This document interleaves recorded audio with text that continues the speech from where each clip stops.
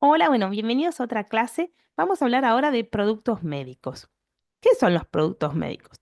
Bueno, los productos médicos la verdad es que abarcan una gran cantidad de equipamientos o productos que se utilizan en diferentes áreas de la salud, en odontología, oftalmología, laboratorio, etcétera, ya que tienen diferentes funciones. Se pueden utilizar para prevención, diagnóstico, tratamiento, rehabilitación o anticoncepción. Una característica que comparten los productos médicos, y por eso es que nosotros lo podemos englobar en esta definición, es que realizan su función no utilizando medios farmacológicos, inmunológicos o metabólicos. Bueno, veamos algunos ejemplos. Por ejemplo, un producto médico muy utilizado es el termómetro. El termómetro, ya sea es digital o por mercurio, lo que hace es justamente va a detectar el aumento de nuestra temperatura corporal cuando tenemos fiebre, simplemente apoyándolo sobre en la región axilar.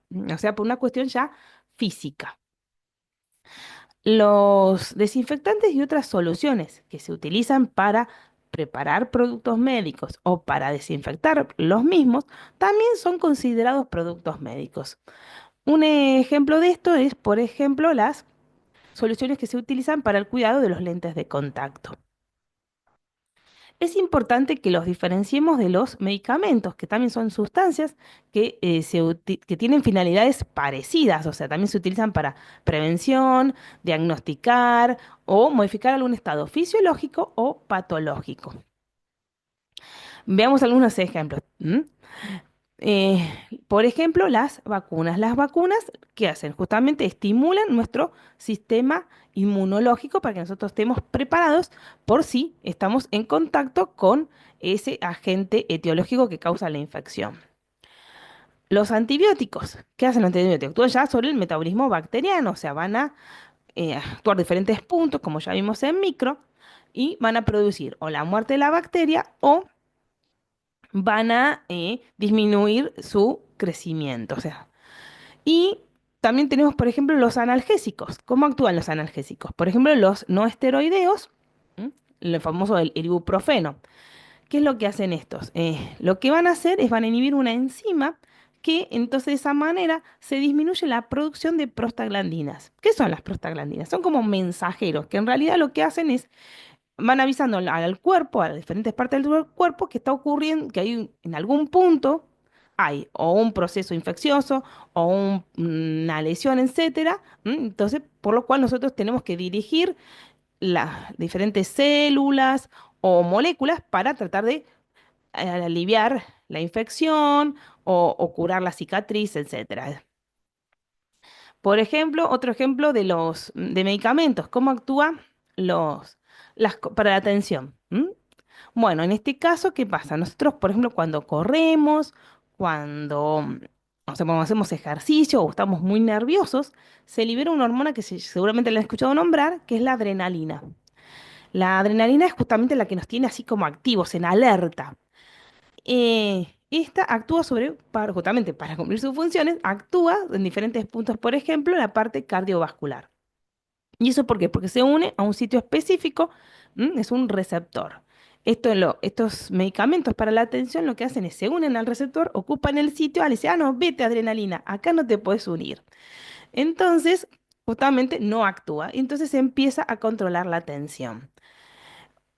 Como les decía, entonces los medicamentos lo que van a hacer mediante medios farmacológicos, inmunológicos o metabólicos, lo que hacen es aumentar o disminuir diferentes procesos biológicos, pero no como los productos médicos que no actúan como justamente con estos medios de actuar, por ejemplo, el sistema inmune, no actúan sobre el metabolismo de la glucosa, nada de eso. Esa es la gran diferencia. Los productos médicos se pueden clasificar en base al riesgo que nos producen. Una de las claves para justamente para evaluar el riesgo es cuán invasivos son.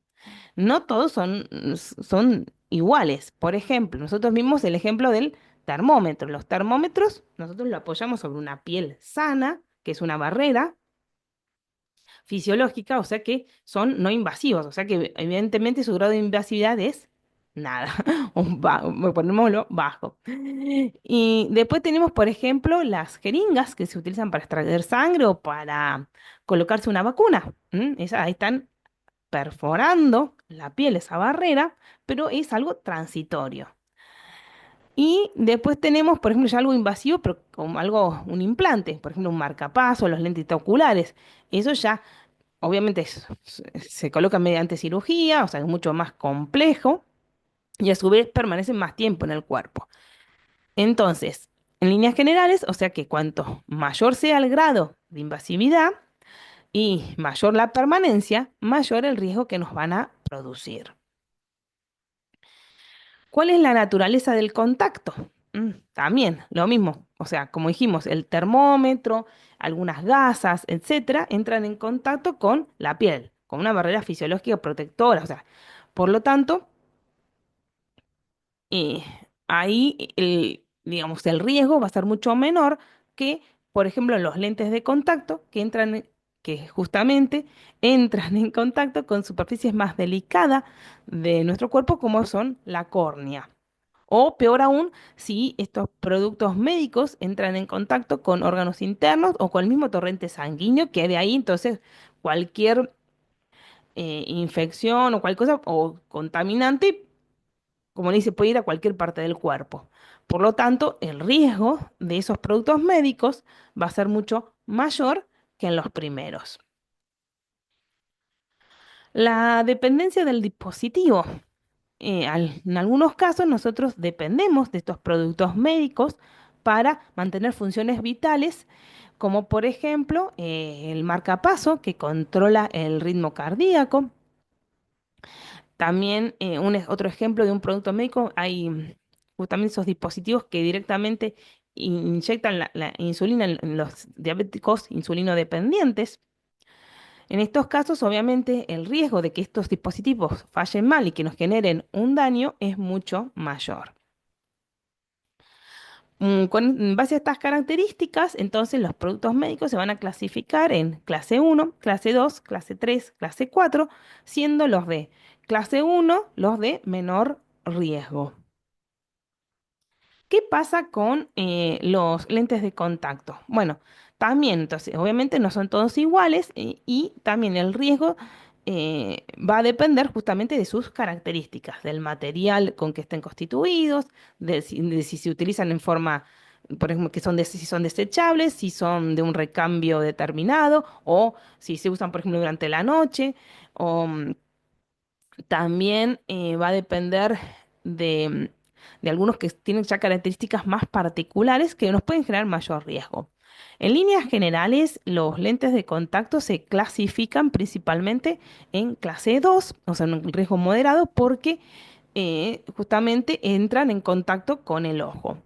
Pero existen algunos lentes que son ya especiales o terapéuticos que por sus características, como justamente liberan medicamento o tienen un mayor impacto sobre la estructura ocular, pueden clasificarse en clase 3, es decir, ya en un nivel mayor de riesgo y con regulaciones más estrictas. Las soluciones oftalmológicas y de cuidado de los lentes también se incluyen dentro de la clase 3 por el motivo de que también muchas veces están en mayor contacto con el ojo y por el potencial de riesgo que tienen, justamente si no cumplimos los estándares de esterilidad, es decir, que pueden generarnos infecciones, también si hay alguna alteración en la compatibilidad con las estructuras oculares, pueden generar inflamación, irritación, etcétera. Entonces, por eso lo ponemos ya en una clase de riesgo un poquito más alta, ¿no? Las lentes intraoculares, como vimos allá, para colocarlas ya hay que hacer toda una cirugía, van a quedar dentro del ojo, entonces obviamente van a requerir mayores controles de esterilidad, de biocompatibilidad, de que sean estables y entonces obviamente los vamos a incluir en un riesgo mayor, en un clase 3 o clase 4. La otra característica importante de los productos médicos que entren en contacto con la sangre o con los fluidos biológicos es que deben cumplir características parecidas a los medicamentos, es decir, que deben ser eh, por un lado, conservar su integridad estructural. ¿Qué quiere decir esto? Que no se deben alterar en su forma y función a lo largo de su uso. Volviendo al ejemplo de los lentes intraoculares, deben mantener su forma, no romperse, porque si se deforman o se llegan a quebrar y fracturarlo, pueden terminar lesionando las estructuras del ojo, como el iris o la retina. Son de uso único, es decir, que son usados en un paciente y en un único proceso, ya que la reutilización puede aumentar el riesgo de la infección o el mal funcionamiento del dispositivo. Deben ser biocompatibles, es decir, que es biocompatible, que sean amigables con nuestro cuerpo. ¿M? Es como las parejas. Es decir, que durante su tiempo útil no deben liberar productos que generen toxicidad, trombosis, que sean carcinogénicos, que no generen inflamaciones, alergias o afecten al sistema inmunológico. Un ejemplo es, por ejemplo, los tapones lagrimales, que justamente entran en contacto con la mucosa, entonces es importante que no produzcan inflamación ni rechazo. Para corroborar esto, durante su fabricación se les deben a realizar diferentes tests, como por ejemplo test de citotoxicidad in vitro. Citotoxicidad es daño de las células. Test de irritación, de hipersensibilidad tardía. Esto es la hipersensibilidad es como la respuesta a la alergia, por decirlo de una manera. Test de toxicidad sistémica, etcétera. A su vez, como les decía, entonces deben ser atóxicos, no deben liberar sustancias tóxicas. mm, y también deben ser estériles. Eso ya lo vimos un poco en las clases anteriores. ¿En qué? En los antibióticos, justamente. O sea que deben conservar la esterilidad, o sea, durante su fabricación, en el almacenamiento y en el transporte. Y como están en contacto con la sangre, tampoco deben tener pirógenos. ¿Se acuerdan lo que eran los pirógenos? Son productos justamente de las bacterias que en nuestro cuerpo van a generar fiebre, pues eso se llaman pirógenos y respuestas inflamatorias. Un ejemplo de esto son, por ejemplo, las soluciones salinas que se utilizan para la irrigación intraocular, o sea, están justo en contacto con el ojo y por lo tanto, entonces, importante, esterilidad y que no tengan pirógenos. Al igual que lo que ocurría, por ejemplo, con el agua para inyectables. Es muy importante también mantener lo que es la trazabilidad. ¿Qué es la trazabilidad? Esto ya un poco lo hemos visto también en otras clases, es la capacidad de seguir al producto a lo largo de todo su recorrido, desde la fabricación hasta el usuario, hasta el punto final. ¿Por qué es esto? Porque si llegan a producirse alguna reacción adversa no esperada, nosotros tenemos que poder rápidamente identificar cuál es, o sea, dónde se fabricó, cuál es el lote, o sea, dónde se vendió para alertar justamente a otros usuarios que puedan tener el mismo inconveniente y retirarlos del mercado. Todo esto, ¿por qué? Porque nosotros debemos garantizar la seguridad y la eficacia de esos productos médicos. Y para ello, para poder garantizar la seguridad y la eficacia, ¿qué es lo que se tiene que cumplir? Algo parecido como pasa con los medicamentos. Tiene que haber una validación de la producción, es decir, que tenga una consistencia, o sea, que todos los productos de ese lote sean iguales y tengan la misma calidad. Mm, Por ejemplo, en el caso de los lentes de contacto, que debe haber un proceso de validación del torneado para justamente que no haya deformaciones del lente que me puedan lastimar a las estructuras oculares. Debe haber controles de la calidad de los diferentes procesos para que justamente que cumplan con las especificaciones que se requieren. En el caso, por ejemplo, de las soluciones oftalmológicas, que haya un control del pH, de la osmolaridad, de la esterilidad. Y también, como le decía, de la trazabilidad, que es sumamente importante porque si algo de esto que yo les comento se encuentra alterado y hay algún efecto no esperado, yo tengo que poder intervenir rápidamente. La, eso de la trazabilidad, de estar alerta, es el concepto básico de la tecnovigilancia.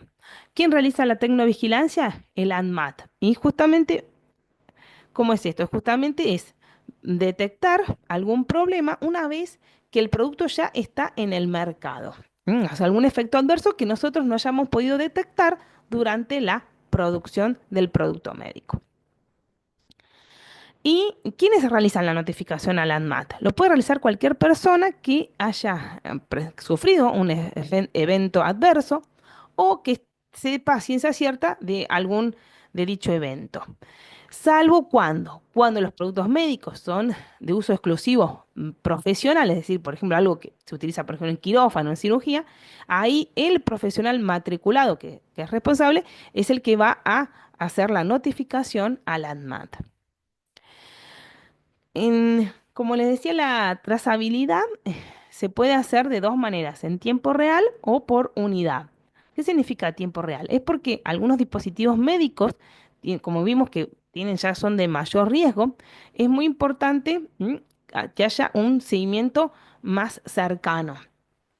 Por ejemplo, los lentes intraoculares tienen un código, entonces cuando el médico los escanea, ahí ya se sabe cuál es la fecha, los datos del paciente al cual se le van a instalar este producto médico, cuál es el profesional responsable que lo va a realizar, etcétera. Así, como les decía, la notificación es más inmediata. Y después tenemos la trazabilidad por unidad, es decir, ya lo que estuvimos viendo es seguir el producto desde la fábrica hasta el consumidor. Y para ello, por ejemplo, en los lentes de contacto tienen un código en el blister que me da la información de eso, de cuál es el lote, fecha de caducidad, quién lo distribuye, etcétera. Para, como les decía, cualquier efecto adverso yo puedo rastrear y tomar las medidas necesarias. Bueno, eso ha sido todo por hoy. Espero que haya sido clara la clase. Cualquier cosita, estoy a su disposición.